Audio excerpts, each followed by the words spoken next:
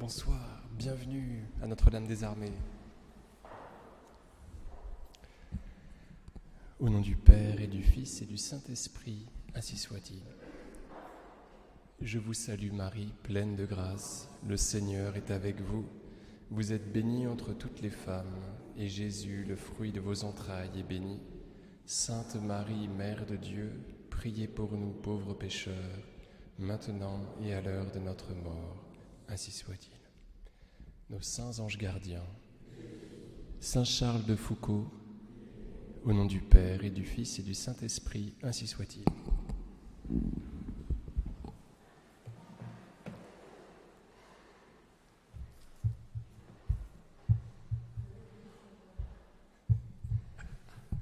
D'accord. Sainte Jeanne d'Arc, priez pour nous. Alors, en fait, je vais laisser la parole à plein de types ce soir. Des livres que vous connaissez peut-être, donc René Bazin, Jean-Jacques Antier, et puis les Clarisses de Nazareth. Voilà. 3 livres qui vont bien me servir.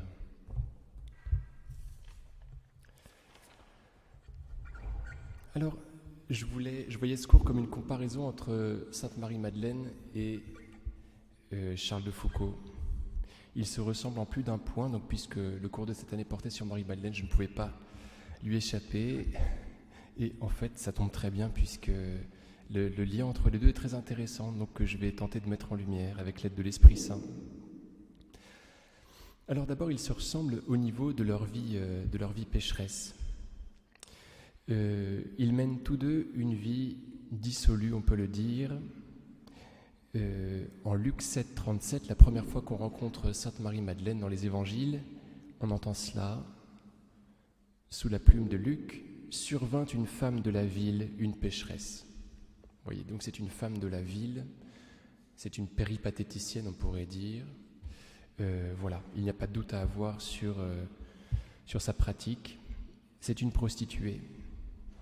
Quant aux camarades de Charles, pendant sa vie dissolue, ses camarades militaires, eh bien, il l'appelait comme ça, le gros Foucauld goinfre, ignoble et bestial. Bon. Et ce n'étaient pas des tendres, vous voyez, qui en parlaient ainsi. Ils n'exagéraient rien, c'était eux-mêmes des dépravés.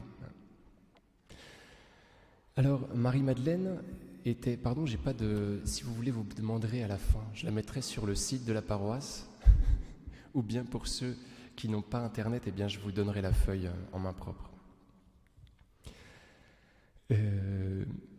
Marie-Madeleine était infestée par le démon, nous dit l'Évangile selon saint Marc. Elle était infestée par 7 démons, c'est-à-dire qu'elle était infestée au maximum, le chiffre 7 indiquant la plénitude dans l'Écriture sainte. Donc elle était surinfestée, non pas possédée parce qu'elle avait l'air quand même de pouvoir de se contrôler elle-même, en tout cas bien habitée par le démon, au point de ne pas pouvoir résister à ses tentations.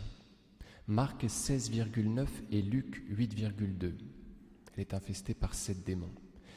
Et Charles disait de lui-même à propos de sa vie, de son année de garnison à Pont-à-Mousson en 1880, année la plus noire pour lui, il dit « J'étais moins un homme qu'un porc ». Et on sait que le porc est prisé par le démon en Luc 8, vous savez, quand le Seigneur Jésus exorcise ce pauvre homme qui est possédé par légion, c'est-à-dire par 6000, puisqu'une légion romaine comportait 6000 hommes. Quand il exorcise ce pauvre homme possédé par légion, les 6000 démons vont se mettre dans des porcs qui se jettent dans la mer. Donc il y a quelque chose, vous voyez, alors que Charles dit qu'il était moins un homme qu'un porc à ce moment-là, il y avait quelque chose de l'infestation aussi, on pourrait dire, quoi. Voilà, c'est ce que j'ai voulu dire de lui pour établir un lien avec Sainte Marie-Madeleine. Alors, c'est une noirceur très forte pour Sainte Marie-Madeleine, mais aussi pour Charles. Marie-Madeleine, d'après les mystiques, et Val Torta en particulier, est une affreuse bonne femme. Donc, elle est propriétaire de toute la ville de Magdala, et elle humilie par ses frasques son frère Lazare et sa sœur Marthe. Lazare est tellement atteint qu'il est obligé de se réfugier chez sa sœur Marthe à Béthanie. Il quitte son palais de Sion en Jérusalem, il va se réfugier parce qu'il n'en peut plus chez Marthe, sa sœur, tellement Marie leur en fait voir de toutes les couleurs. Donc comme j'avais dit au début de ce cours sur Sainte Marie-Madeleine, il est très probable que Marie-Madeleine soit la sœur de Marthe et de Lazare, donc que Marie de Béthanie soit Marie-Madeleine, c'est très probable. Alors, Maria Valtorta, la première fois que nous la rencontrons dans Maria Valtorta, Marie-Madeleine, elle est dans sa maison, dans sa belle maison de Magdala, donc sur les bords du lac de Tibériade, aux côtés d'un de ses amants qui vient d'être poignardé par un Romain jaloux. Elle possède Magdala et y fait régner le péché à un point tel que Pierre hésite à y suivre Jésus appelé au chevet du poignardé. Vous voyez, c'est extrêmement noir, il y a même du sang qui coule. Alors, j'ai noté quelques lignes de Magdala. Donc, Jésus se rend avec ses apôtres à Magdala et il ne leur laisse savoir cela que chemin faisant. Et Saint Pierre s'interroge, il a peur, Saint Pierre lui-même qui quand même n'est pas n'importe qui, est un homme fort, s'inquiète de devoir entrer à la suite de Jésus dans Magdala. Jésus lui répond « À Magdala, oui, à Magdala. Penses-tu être trop honnête pour y entrer ? Pierre, Pierre, pour mon amour, tu devras entrer non pas dans une ville de plaisir, mais dans de vrais lupanards. Le Christ n'est pas venu pour sauver ceux qui sont sauvés, mais pour sauver ceux qui sont perdus. Et toi, tu seras Pierre et non pas Simon. Pour cela. Tu as peur de te souiller ? Non. Même pas lui, vois-tu, et il indique le très jeune Jean, même lui n'en recevra pas de dommages. Lui, non, parce qu'il ne veut pas. Comme toi, tu ne veux pas. Comme ne le veut pas ton frère et le frère de Jean. Comme aucun d'entre vous, pour l'instant, ne le veut. Tant qu'on ne veut pas, il n'arrive pas de mal. Mais il faut ne pas vouloir avec force et constance. Force et constance s'acquièrent auprès du Père en priant avec sincérité d'intention. Je saute quelques lignes. Ils entrent par la porte ouverte dans un large et long vestibule qui donne ensuite sur un beau jardin. Donc ils entrent dans la maison de Marie de Magdala parce que le Seigneur Jésus sait qu'il doit s'occuper d'un pauvre gars qui était poignardé, donc qui était aux côtés de Marie et qui était poignardé par un Romain jaloux qui s'est introduit dans la chambre de Maria de Magdala. Ils entrent par la porte ouverte dans un large et long vestibule qui donne ensuite sur un beau jardin. La maison semble divisée par cette espèce de péristyle très riche, en plantes vertes dans des vases, en statues et en objets de marqueterie, quelque chose d'intermédiaire entre la salle et la serre. Dans une pièce dont la porte est ouverte sur le vestibule se trouvent des femmes en pleurs. Jésus entre sans hésiter, il ne donne pourtant pas son salut habituel. Une femme aux cheveux gris et défaits se lève. Elle était à genoux près du mourant dont elle tenait une main déjà inerte. Et avec des yeux de folle, elle crie « À cause d'elle, à cause d'elle !» Elle me l'a rendu satanique. Donc c'est la maman du poignardé qui pleure, qui est venue au chevet de son fils. Elle me l'a rendu satanique. Plus de mère, plus d'épouse, plus d'enfants, il n'y avait plus rien pour lui. Jésus lève les yeux en suivant la main tremblante qui accuse, et il voit dans un coin, contre le mur rouge foncé, Marie de Magdala, plus provocante que jamais, je dirais vêtue de rien jusqu'à mi-corps, car elle est à moitié nue au-dessus de la taille, enveloppée d'une sorte de filet à mailles hexagonales avec des petites boules qui me paraissent des perles. Mais elle est dans la pénombre et je ne vois pas bien. Jésus baisse de nouveau les yeux, Marie, excitée par son indifférence, se redresse, alors qu'auparavant elle était comme accablée, et elle se donne une contenance. « Femme, dit Jésus à la mère, pas d'imprécation, réponds, pourquoi ton fils était-il dans cette maison ?» etc. Donc c'est la vision du 12 août 1944. Je vous cite ce passage assez horrible pour qu'on voit bien qui était Marie de Magdala. D'après les mystiques, vous voyez, elle mettait plein d'hommes dans son lit et ils s'entretuaient. Et Jésus était obligé de venir réparer. Voilà. pour ce garçon-là qui était dans les bras de Marie de Magdala, il n'y avait plus de fils, plus de mère, plus de femme. Il n'était plus préoccupé que par elle, que par cette Marie. Voilà. Alors, Charles, ce n'est quand même pas la même chose. On a eu, à Rome, là, juste après la canonisation, le dimanche après-midi, une conférence de M. Touchag qui expliquait que Charles, alors qu'il était en pleine dépravation, eh bien, était déjà charitable. Il y avait quelque chose de bon chez lui. Dans ses orgies, il claquait un fric fou pour réjouir ses amis. Donc il y avait une charité qui s'entremêlait à sa débauche. Cependant, 1880, Pont-à-Mousson, Charles donne des fêtes qui tournent à l'orgie. Il dépense son argent dans l'achat de livres, de cigares et en soirée. Il vit en concubinage avec Marie Cardinal, une actrice qui travaille à Paris, s'affiche avec elle et est puni pour s'être, entre guillemets, dit Jean-Jacques Antier, commise en public avec une femme de mauvaise vie, fermez les guillemets. Donc il entame considérablement avec cette femme la fortune héritée de son grand-père, M. de Morlaix, fortune réputée inépuisable. Sa tante, inquiète de ses frasques, lui écrit et le fait placer une première fois sous conseil judiciaire afin d'éviter qu'il ne dilapide sa fortune. Il écrit au sujet de cette période « J'étais moins un homme qu'un porc ». Il est envoyé à Sétif, en Algérie française, avec son régiment et emmène sa concubine, donc vous imaginez les frais, tout ça, alors que son colonel le lui a interdit. Condamné à 30 jours d'arrêt, puis à la prison, pour sa conduite qui fait scandale, il est mis temporairement à pied, hors cadre de l'armée, pour indiscipline. En février 1881, il a 23 ans. Plus tard, il dira de cette conduite « Jamais je ne crois n'avoir été dans un si lamentable état d'esprit. J'étais toute vanité, toute impiété, tout désir du mal. J'étais comme affolé. » Voilà ce que dit Monseigneur Jean-Claude Boulanger. Voilà, c'est une citation que j'ai trouvée chez cet évêque. Il se retire à Évian et y vit avec Marie Cardinal. Mais apprenant que son régiment se bat en Tunisie contre la tribu des Kroumir, il demande sa réintégration, qui lui est accordée quelques mois plus tard, au 4e chasseur d'Afrique, acceptant de rompre avec sa concubine. Et il va se démontrer assez vaillant à la guerre. On se demande, les mauvaises langues disent que c'est aussi par vanité qu'il s'est montré fort au combat. À vrai dire, il n'est pas encore converti. Alors, vous voyez, ils se ressemblent beaucoup au niveau du péché. Tous les deux sont à la tête d'une fortune colossale qu'ils dépensent pour faire le mal. Et Charles profite de sa fortune, il ne le fait pas exprès, mais il écrase ses camarades militaires par sa puissance financière. Il ne va pas toucher sa solde tellement il a d'argent. Et quand un vin lui plaît, il achète devant tout le monde toute la cave du restaurant. Je ne sais pas si vous avez à l'esprit la très belle bande dessinée de J.G. On retrouve toutes ces histoires. Il faut avoir cette bande dessinée chez soi. J'espère qu'elle est rééditée.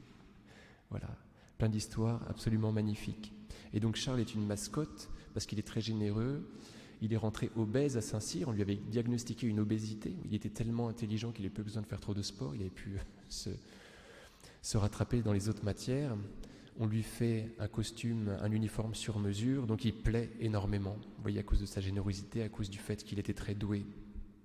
Et donc tout cela n'est pas bon pour son humilité. Autrement dit, ils ont vraiment nagé dans la boue, ces deux-là, on peut dire. Conversion. Le coup de grâce est pour eux deux le coup de la miséricorde. La première fois que nous rencontrons Marie-Madeleine dans les évangiles, c'est quand elle reçoit miséricorde de la part de Jésus. Tes péchés sont pardonnés. Luc 7,48. Ce qu'elle avait déjà commencé de pressentir, étant donné qu'elle était en train d'adorer les pieds du Christ quand il dit cela.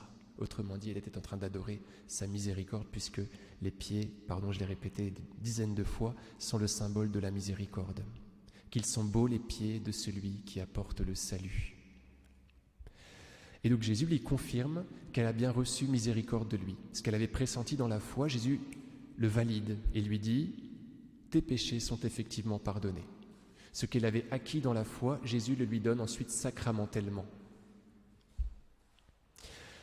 Charles, on sait ce qui s'est passé, et je vais vous lire un petit peu de Jean-Jacques Antier. Alors c'est très bien écrit, c'est passionnant, ce qui me permet de le lire un peu vite. Donc Jésus, comme pour Marie-Madeleine, a déjà commencé de le travailler au corps un petit peu par ce que Massignon, un des amis de Charles, va appeler la sommation de l'islam. Charles est interpellé par la religiosité des musulmans et par le sens de l'hospitalité. Il s'éveille à une transcendance de par eux. Et ensuite, Marie de Bondy, donc c'est intéressant de voir que Jésus a œuvré à travers ces Marocains qu'il a côtoyés pendant son expédition au Maroc. Vous voyez, donc après Évian et après quelques combats en Afrique, eh bien, il décide d'explorer le Maroc parce qu'il s'était pris éperdument de l'Afrique. Il revient en France, où il est ovationné par la Société de géographie dont il reçoit le premier prix. Et tout cela n'est pas bon pour son orgueil, pour son humilité. Voilà. Où est-ce que j'en étais Et donc, ensuite, c'est Marie de Bondy, sa cousine, chez qui il demeure à Paris, qui prend le relais. Elle va lui être particulièrement agréable. On peut même imaginer qu'il a eu pas mal de béguins pour elle. Et alors qu'elle est intelligente et charmante, il constate qu'elle appartient au Christ. Et il se demande si le Christ n'est pas adorable, alors qu'il avait prévu, au cours de son adolescence, de plutôt s'adorer lui-même. Et donc il va, là où elle pratique, il va rôder, il va errer à Saint-Augustin, là où Marie de Bondy pratique, et l'abbé Huvelin, du fond de son confessionnal, le voit très certainement et commence à le convoiter, voyez, derrière le rideau de son confessionnal. Il sait très bien qui il est, puisque c'est un homme de la haute société, et il sait très bien, Marie lui en a parlé plusieurs fois. Seulement, c'est un homme extrêmement délicat, qui n'est jamais allé à sa rencontre, il attend qu'il arrive. Et c'est ce qui va se passer. C'est alors qu'apparut le second personnage clé de la conversion, mais aussi de toute la vie de Charles de Foucauld, l'abbé Henri Huvelin, vicaire à Saint-Augustin, confesseur attitré de Marie. Âgé de 48 ans en 1886, il était issu de l'école normale de Paris. Agrégé de philosophie, licencié de grec et d'histoire, il avait achevé sa formation au séminaire français de Rome avec une licence en théologie. En 1864, professeur au petit séminaire de Saint-Nicolas du Chardonnay, il était promis aux plus hautes fonctions dans l'Église. Mais là n'était pas sa voie. Renonçant aussi à une vocation monastique, ce mystique ascétique se retrouva avec bonheur dans la peau d'un simple vicaire de paroisse, d'abord à Saint-Eugène, puis en 1875 à Saint-Augustin, où rapidement il s'imposa au confessionnal et en chaire. Les succès qu'il rencontra, il convertit notamment Littré, tenaient à la chaleur de son verbe, à sa foi brûlante et à son érudition. À partir de 1880, sa santé s'altéra. La vie pénitente, ascétique qu'il s'imposait depuis sa jeunesse n'était pas étrangère à ce délabrement physique qui ne cessa de l'accabler jusqu'à sa mort.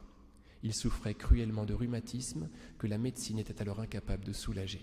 En 1886, on voyait cet homme qui, dans sa jeunesse, avait été un athlète, se traîner à l'église, la tête penchée sur l'épaule, le visage boursouflé sous les touffes de ses cheveux gris crépus.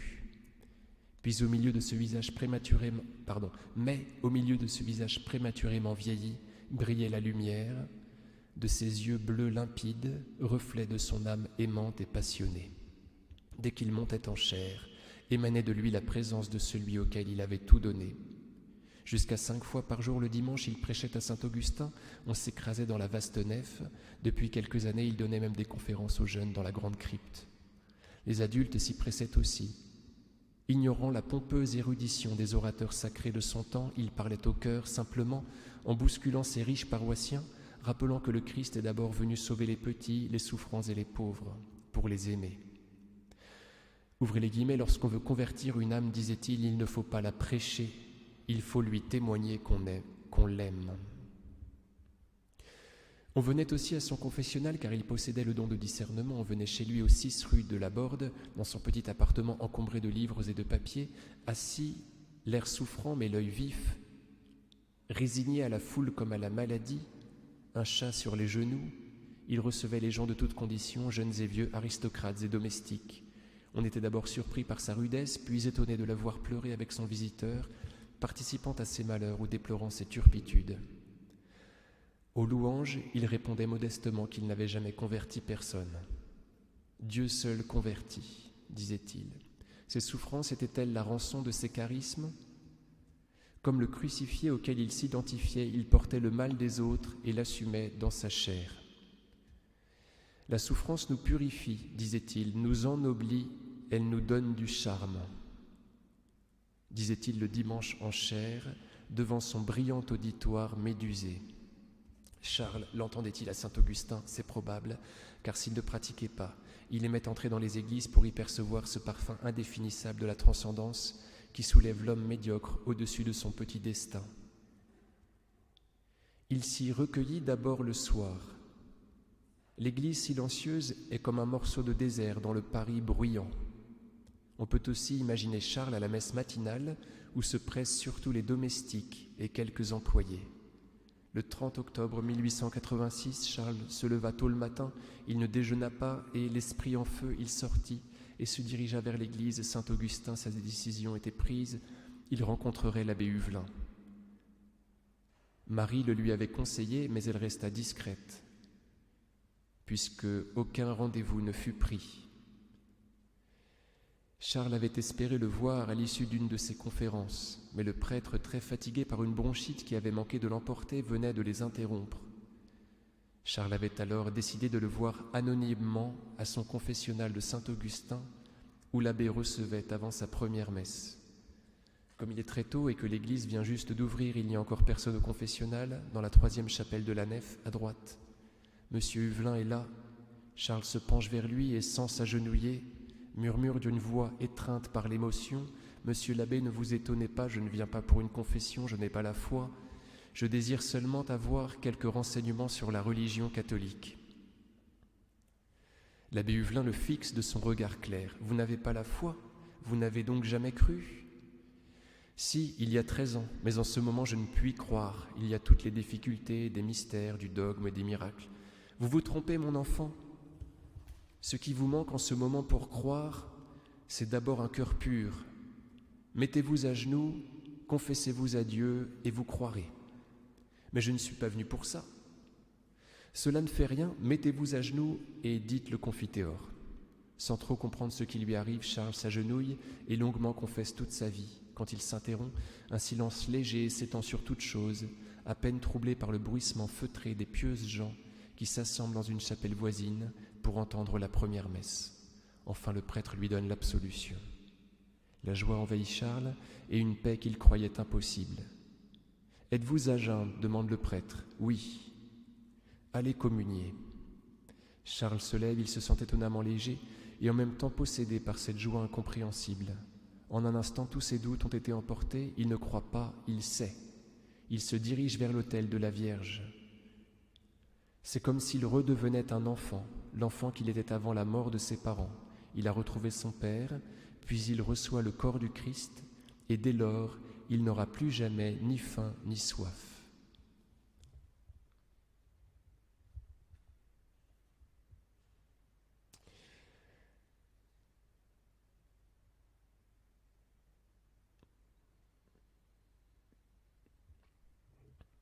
La clé de cette conversion, l'abbé Huvelin la donnera plus tard lorsqu'il présentera Charles à l'abbé de Solesmes. Il fait de la religion un amour. Monsieur Huvelin a vu ce que les autres n'ont pas vu, même Marie, plus persuasive dans ses silences que dans les paroles qu'elle n'a pas dû manquer de lui adresser pour le convertir. Il n'avait pas besoin de raisonnement parce qu'il avait déjà tout raisonné. Il avait seulement besoin d'une parole qui catalyse une expérience arrivée à son terme. Conversion fulgurante et irréversible, car Charles n'est pas un tiède. Dans sa vie, on l'a vu, c'est tout ou rien, dans le mal comme dans le bien. Dieu l'invite à l'aimer, il dit oui sans réserve. Ce n'est pas seulement en Dieu auquel il croit, mais en une personne, un visage, celui du Christ, qui l'enveloppe soudain de son amour. Et à cet amour, il répond aussitôt, il se donne sans réserve. Jésus devient pour lui, entre guillemets, le modèle unique. Ayant trouvé le Christ, il veut l'imiter. Que dit ce Christ, pauvre et persécuté ? Si tu veux être parfait, vends tes biens, donne l'argent aux pauvres et suis-moi. D'où sa vocation de pauvreté qui éclate simultanément, son désir d'anéantissement, ouvrez les guillemets, c'est Charles qui parle, moyen le plus puissant que nous ayons de nous unir à Jésus et de faire du bien aux âmes. Pourquoi est-ce que ce serait le moyen le plus puissant de s'unir à Jésus? Parce que l'abbé Huvelin lui répétait sans cesse que Jésus avait tellement pris la dernière place que personne ne pouvait la lui ravir.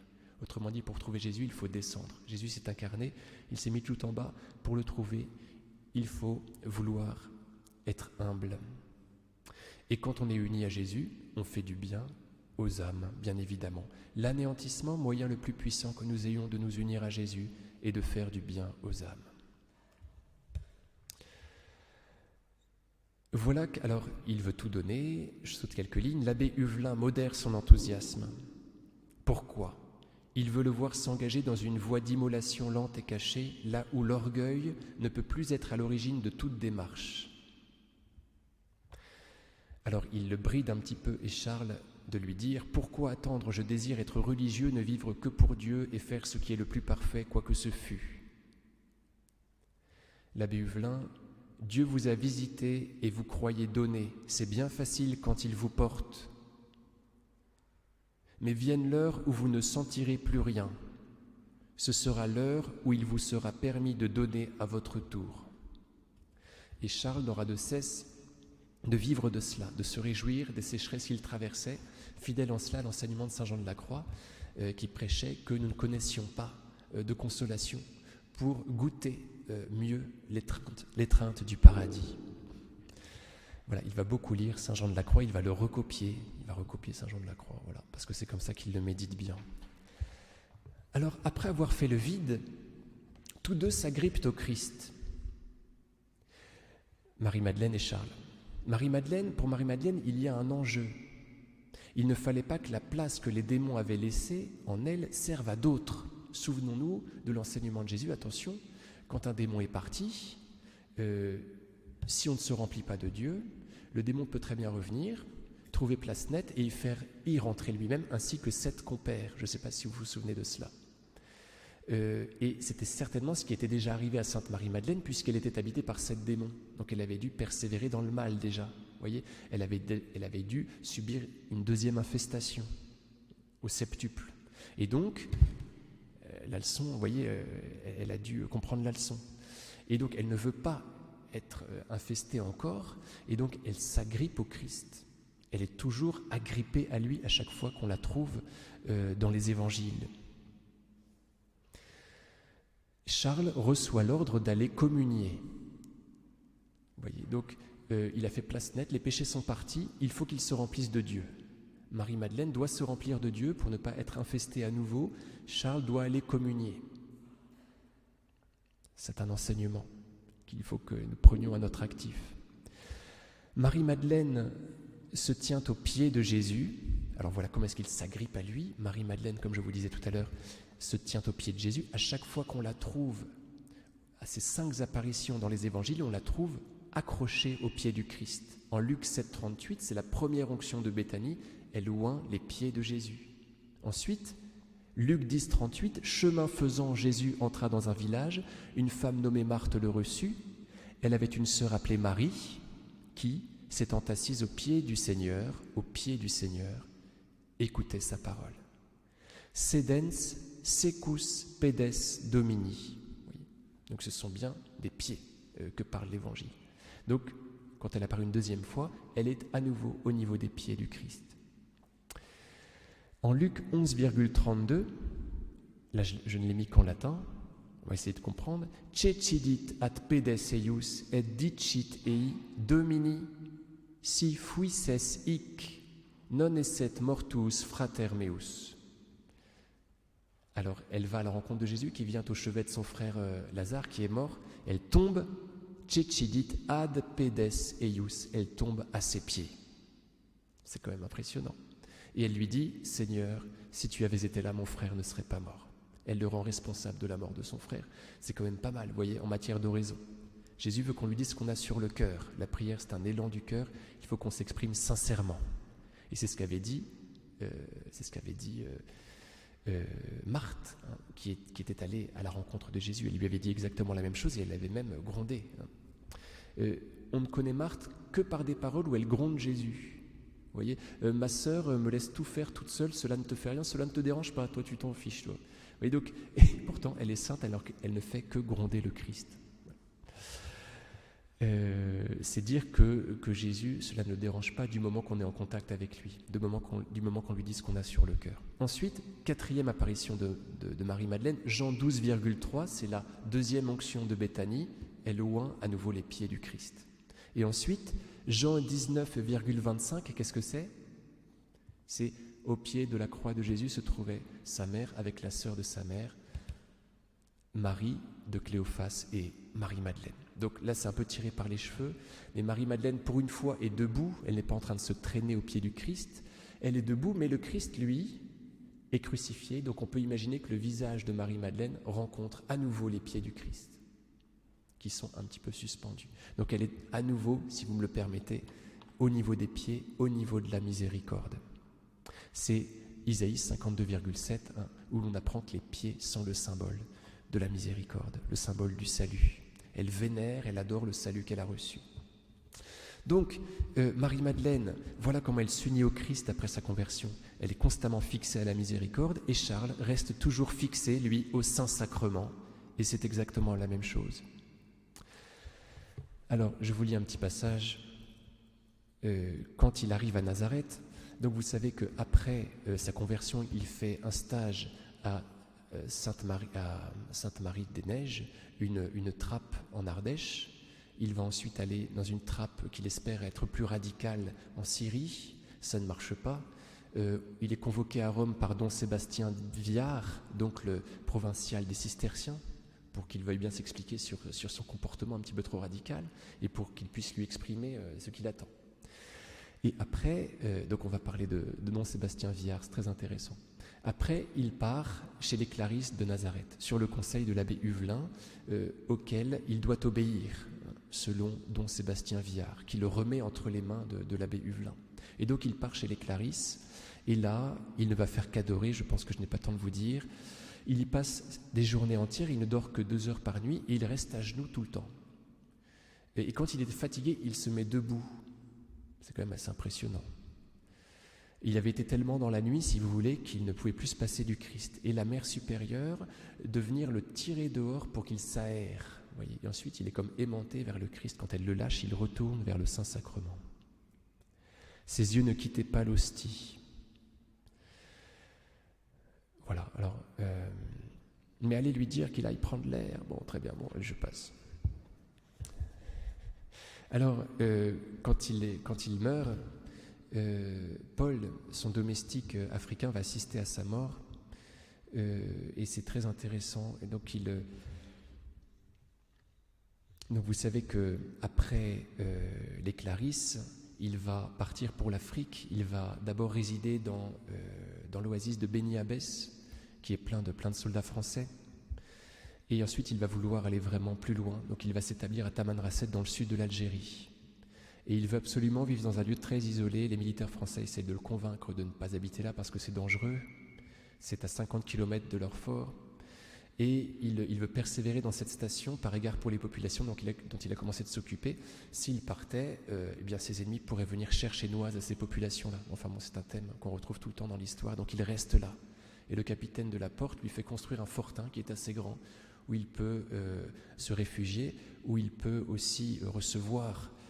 entreposer les victuailles que lui fournisse l'armée française, sachant qu'ils savent très bien qu'elles sont distribuées par le marabout, parce que c'est comme ça qu'il est appelé par les Touaregs. Voilà. Et un jour, on se met à convoiter bien sûr tout ce qu'il y a dans le fort, et un de ses anciens amis frappe à la porte du fort et lui demande de bien vouloir venir avec lui. À ce moment-là, il se fait prendre, parce que c'était un guet-apens. Et donc on le fait s'agenouiller, on lui lie les mains dans le dos, on fait venir le domestique noir, Paul, qui va assister à tout ce qui se passe. Donc ils assistent tous les deux au sac du fort, et puis voilà que deux militaires sont une sentinelle crie qu'il y a 2 militaires qui arrivent, en fait qui viennent dire bonjour au marabout. Et à ce moment-là, le petit gars qui avait mission de surveiller Charles, par peur, vous voyez, lui tire dessus. Relève le canon, d'après Paul, relève le canon de son fusil, le plaque à cet endroit-là et tire. Et à ce moment-là, il paraît que la balle passe par Voilà, passe par la bouche et va se ficher dans le fort, dans le mur du fort. Et Paul de dire qu'il a entendu un coup de feu, il a eu peur qu'on ait tiré sur son maître, mais il le voit toujours à genoux, sans bouger pendant plusieurs minutes. Il se dit, ah c'est bon, la balle est passée à côté, il est toujours en prière. Et puis à un moment donné, Charles tombe comme ça, d'après Paul, il tombe comme ça de plus en plus vite, et puis il s'affale sur le sol, et à ce moment-là, Paul voit qu'il y a du sang sur son visage. Donc en fait, sa posture était devenue une posture, tellement habituelle, d'agenouillement, qu'il pouvait s'y reposer dans cette posture-là. Un petit peu comme Sainte Faustine qui était capable de dormir à genoux. Donc ce qui fait que quand on lui a tiré dessus, il est resté à genoux comme ça, pendant un certain temps. C'est quand même assez impressionnant. Bon, bref. Donc il va se fixer près du Saint-Sacrement. Le capitaine de la porte arrive le lendemain, il trouve le corps de son ami, et il va s'en occuper bien évidemment. Il essaie de récupérer les effets de Charles. Il rentre chez Charles, il voit le sable, une proéminence au niveau du sable. Donc c'est certainement Charles qui a dû cacher l'ostensoir que le capitaine de la porte trouve à ce moment-là. Charles avait dû sentir que c'était la fin, vous voyez, parce qu'il avait planqué l'ostensoir avant d'aller ouvrir la porte. Et à ce moment-là, le capitaine de la porte est bien embêté parce qu'il ne sait pas quoi faire du Seigneur. Donc il le ramène à Fort Motylinski. Il le met entre lui et la crinière de son cheval. Après René Bazin, c'est la première procession au Sahara du Saint-Sacrement, procession qui dure 50 km. Quand il arrive là-bas, les gens comprennent ce qui s'est passé en voyant le Saint-Sacrement. Et le capitaine de se souvenir de ce que Charles lui avait dit, si jamais il m'arrive malheur, le Saint-Sacrement, vous devrez soit l'envoyer par la poste au Père Blanc, c'est quand même assez curieux, soit vous communiez vous-même. Et alors le capitaine de la porte sent que c'est ce qu'il faut qu'il fasse, mais il n'ose pas le faire lui-même. Donc il va chercher des gants blancs, les immaculés, qu'il n'avait jamais portés, il paraît, qu'il chausse, je ne sais pas comment est-ce qu'on dit, qu'il met, et puis il ouvre l'ostensoir et remet entre les mains d'un sous-lieutenant qu'il estime être plus digne pour lui de communier l'hostie de Charles. Et ce sous-lieutenant communie, voilà. Donc la dernière chose qu'on retrouve de Charles, c'est la seule chose, c'est le Saint-Sacrement, qui était devenu toute sa vie. Un petit peu comme Félix Le Sœur, vous savez, le mari d'Élisabeth Le Sœur qui s'était converti après la mort de son épouse, et de très riche qu'il était, en était venu à ne posséder plus que son bréviaire. Voilà. Il arrive quelque chose comme cela à Charles, qui était à la tête d'une fortune réputée inépuisable et qui ne se retrouve qu'avec Jésus, pardon d'employer un nœud pour parler de Jésus, qui est le roi du ciel et de la terre. Voilà, il avait compris où était la vraie richesse. Donc, il s'unissait, en fait, pour Marie-Madeleine à la miséricorde et pour Charles au corps livré, ce qui équivaut à la même chose, qui équivaut au plus grand amour. La miséricorde, c'est le plus grand des attributs divins. C'est là que Jésus démontre la force de son amour. Et n'oublions pas que le corps livré du Christ, cette livraison est appelée par Jésus lui-même comme le plus grand amour. En Luc 15,13, il n'y a pas de plus grand amour que de déposer sa vie pour ses amis.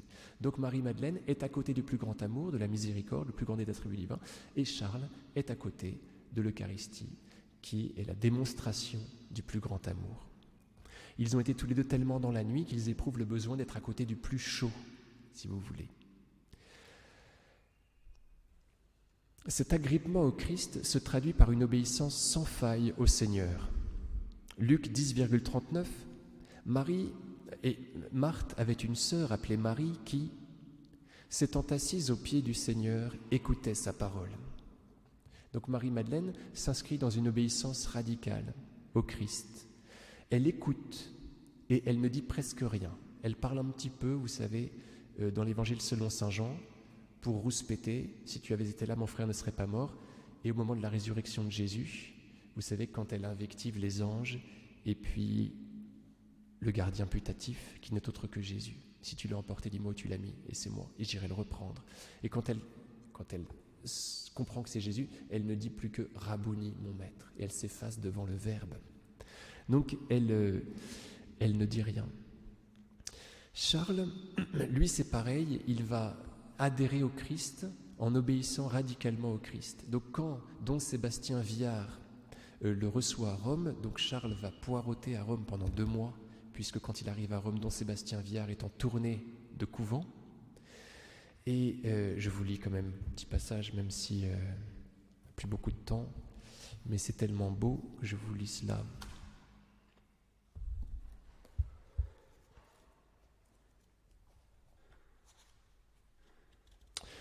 Le 16 janvier 1897, Donviard rentra enfin à Rome. Charles fut convoqué le lendemain dans son bureau, selon l'usage. Il s'agenouilla à ses pieds, ferma les yeux, s'abandonna. Une sorte d'illumination le submergea soudain, et une certitude quant à la conduite à tenir. Il avait répété son plaidoyer, son discours, et maintenant il n'y a plus rien, ni discours, ni volonté propre. Contre toute logique humaine, il a décidé qu'il ne parlerait pas.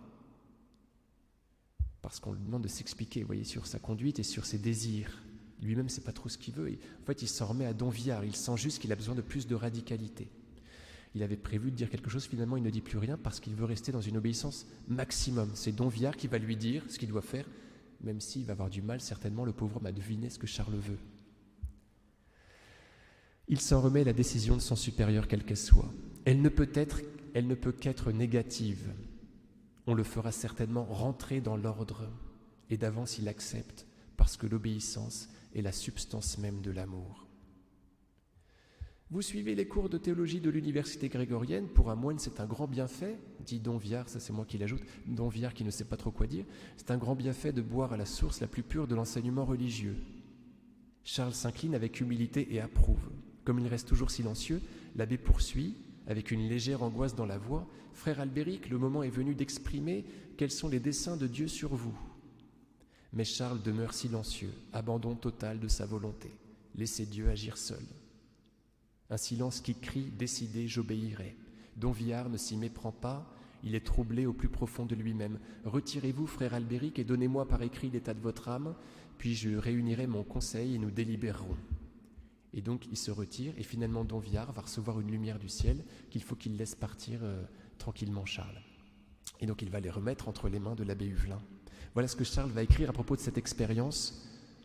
Quand Dieu voit l'obéissance parfaite de ses enfants, il donne toujours des lumières particulières aux confesseurs. Vous voyez, quand Dieu voit l'obéissance parfaite de ses enfants, il donne toujours des lumières particulières aux confesseurs. Donviard, un petit peu plus tard, il faudra que vous suiviez votre vocation propre sans plus tarder de tout votre cœur, n'ayant en vue que la volonté de Dieu. Pour la question de vocation, vous devrez rester dans l'obéissance. À vous, mon père ? Non, le mieux sera de vous adresser à l'abbé Huvelin comme par le passé. Oui, mon père, je n'ai d'ailleurs jamais quitté après vous l'obéissance à monsieur Huvelin. Donviard, où comptez-vous aller ? Charles, je souhaite être familier, entre guillemets, dans un modeste couvent de Terre Sainte. Monsieur l'abbé Huvelin me désignera lequel. Charles exulte, etc. Il écrit « Donviard m'a donné la certitude morale la plus forte qui puisse exister sur terre, que c'est la volonté de Dieu. » Alors il fait quand même, il reprononce des vœux entre les mains de Donviard, donc c'est assez bizarre, il reste un peu cistercien sur les bords, et il va obéir à l'abbé Huvelin, qui quand même a un sacré paquet sur les bras. Vous voyez, on sent parfois qu'il est sur les nerfs, l'abbé Huvelin, avec ce personnage-là. Voilà. Il y en a un qui n'est pas content, c'est un prieur par lequel Charles était passé, qui va écrire cela. Donc c'est Don Louis de Gonzague. Il quitte l'ordre pour aller mener en Palestine une vie d'ermite. C'est un malheur et une grande douleur pour moi. J'aurais pensé qu'à Rome, on ne brusquerait pas la chose aussi cavalièrement, mais il faut dire que le sujet est, dans ses désirs et volontés, joliment tenace.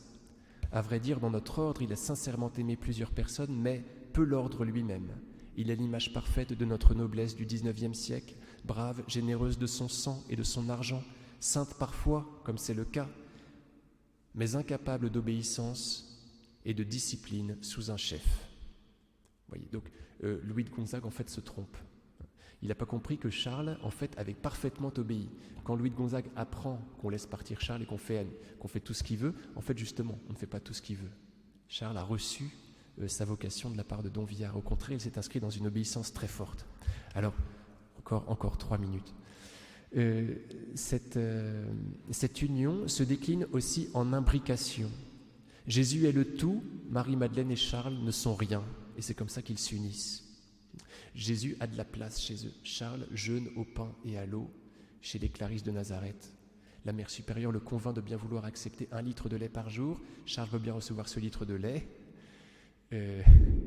Après son passage à Nazareth qui dure 3 ans, une pauvre femme vient sonner à la porte du monastère. La mère tourière lui ouvre et lui demande ce qu'elle veut. « Je voudrais voir frère Charles », sans trop s'expliquer. Et puis la mère, en questionnant, finit par savoir pourquoi il voudrait le voir. Parce que chaque jour, il me donnait pour moi et mes enfants 1 litre de lait. Donc voilà. En gros, voilà, vous avez compris le truc. Donc il jeûne pour que Jésus ait énormément de place en lui. Il s'arrange pour être humilié. Voilà. Il faut qu'il soit tout petit pour que Jésus soit attiré par son humilité. Donc il s'accoutre d'une façon bizarre pour attirer en fait les colibets des enfants de Nazareth. Et il y parvient fort bien. On lui jette des pierres, il en est très content. Donc la mère, quand elle le voit arriver, elle dit « Mais pourquoi est-ce qu'il s'habille comme ça ? Il n'a pas l'air idiot quand même. » Et parfois, il s'exprimait mal en français d'après elle. Il s'exprimait mal en français alors que, justement, pour se faire déconsidérer. C'est assez impressionnant. Et alors, un jour, elle s'entiche un petit peu de lui parce qu'il est vraiment sympathique. Quand il passe le balai, c'est comme s'il ne l'avait pas passé, vous voyez. Il ne sait pas faire, il n'a jamais mis la table, Charles. Donc quand elle le trouve drôle, à un moment donné, elle lui demande de bien vouloir leur chanter quelque chose à la récréation. Et donc, Charles commence par dire qu'il ne sait pas chanter. Il décline l'invitation, puis finalement, considérant qu'il pourrait la gagner une occasion d'être humilié, parce qu'effectivement il ne sait pas chanter, il accepte, il vient après les vêpres, chante n'importe comment le Magnificat. Les sœurs n'arrivent pas à se réprimer de glousser, vous voyez, et Charles est très content en fait, et en même temps il s'excuse parce qu'on est pendant le carême et qu'il ne fallait pas rire. Vous vous souvenez que c'était une des pénitences de carême de Saint Louis, qui aimait beaucoup rire, c'était un grand rigolard, il se réprimait de rire pendant le carême. Donc peut-être que Charles pensait à cela et donc il s'excuse. Voilà. Donc il s'humilie, vous voyez, pour que Jésus puisse avoir le maximum de place. Il jeûne, il fait le vide, il s'humilie pour que Jésus puisse être le tout. Et Marie-Madeleine, elle passe son temps à se traîner par terre, vous voyez, pour que bien, le Christ se penche sur l'humilité de sa servante. Alors un dernier petit mot sur l'évangélisation. Donc tous deux vont partir évangéliser et vont entremêler à leur évangélisation la sécheresse, la prière dans la sécheresse. Donc Marie-Madeleine part évangéliser la France, vous savez, Marseille, aux côtés de Lazare, son frère, et puis elle va s'établir à la Sainte-Baume, d'où elle continue d'évangéliser, si vous voulez, par sa prière. Elle est l'apôtre des apôtres, comme dit saint Thomas d'Aquin et saint Hippolyte de Rome. Il paraît dans sa grotte extrêmement humide, prier toujours près d'un python qui est à l'intérieur de cette grotte, qui lui est sec. Elle va toujours prier près de ce python qu'on peut voir toujours. Et cela nous dit que sa prière devait être sèche. Pendant 30 ans, elle a soif de Dieu, qui en fait la prépare à l'étreinte du paradis. Et Charles, c'est pareil. L'abbé Huvelin lui dit, ce que je vous ai dit tout à l'heure, du moment que vous êtes porté, tout va bien, vous n'êtes pas du tout héroïque. Vous le serez à partir du moment où, ne sentant rien, vous voudrez bien prier. Et donc tous les deux vont entremêler, vous voyez, prière énergique et évangélisation. Et Charles a un point assez incroyable. Et son évangélisation est faite surtout de charité. Et il va faire un burn-out en 1908 parce que personne ne se convertit, on n'écoute pas ce qu'il raconte. Et donc il se dit, je vais tout miser sur la charité, je vais devenir le frère universel, je vais me faire le frère de tous. Et c'est comme ça que je vais faire du bien. Et puisque Dieu est le bien, eh bien Dieu va passer comme ça. Une petite citation comme ça. Vivant de René Bazin, et puis j'en aurai fini. Vivant du travail de mes mains, inconnu de tous et pauvre, et jouissant profondément de l'obscurité, du silence, de la pauvreté, de l'imitation de Jésus. L'imitation est inséparable de l'amour. Quiconque aime veut imiter. C'est le secret de ma vie. Prêtre depuis le mois de juin dernier, je me suis senti appelé aussitôt à aller aux brebis perdues, aux âmes les plus abandonnées, afin d'accomplir envers elles le devoir de l'amour. Je suis très heureux, bien que je ne cherche en rien le bonheur. Charles croit que dans un temps prochain, Quelques laïcs, donc on est une dizaine d'années plus tard, et René Bazin écrit cela de lui, quelques laïcs viendront en Afrique préparer par l'exemple, par les soins donnés aux malades et aux pauvres, l'évangélisation des Berbères et des Arabes, qui est le grand devoir de la France. Alors il compose une note très curieuse qu'il envoie à l'une de ses parentes et qui porte ce titre « Que faut-il à une Française pour faire du bien chez les Touaregs ?» Lire René Bazin, page 450 à 452. Voilà, bon, vous pourrez le lire si vous voulez, parce qu'il faut que je m'arrête. C'est très intéressant, donc c'est ultra concret. En fait, il s'agit, pour les Françaises qui voudront bien venir avec lui en Afrique, d'être aimables, oui, et d'être compétentes dans le service de leurs frères. Donc il rêvait, vous savez, de collaborer avec les collaborateurs, avec des personnes qui seraient comme les collaborateurs de Saint Paul, Priscille et Aquila. Vous savez que Saint Paul avait côtoyé ce couple et il faisait du bien avec eux. Et Charles rêvait de cela, d'une sorte de coopération de ce style. Voilà, tout en étant très radicalement livré à la prière. Donc voilà comment ils se ressemblent. Merci mes amis pour votre écoute, j'espère que vous avez pu recevoir un peu de nourriture pour votre âme. Et j'écoute une ou deux questions. J'essaie d'y répondre avec l'aide de tout le monde.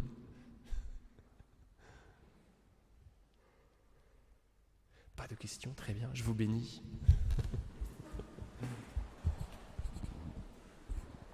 Le Seigneur soit avec vous et que Dieu Tout-Puissant vous bénisse, le Père, le Fils et le Saint-Esprit. Allez, à la prochaine et bonne nuit.